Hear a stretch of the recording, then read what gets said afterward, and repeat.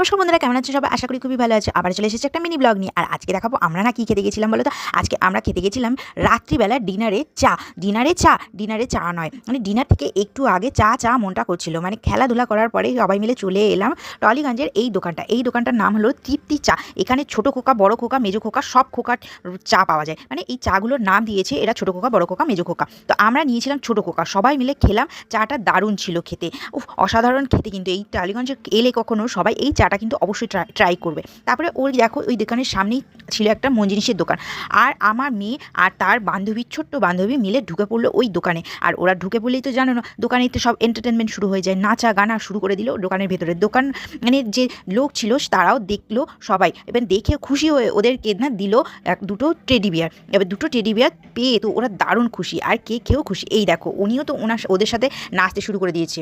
এই বললো দিদি ভাই তোমাদের দিলাম এই টেডি বিয়ার।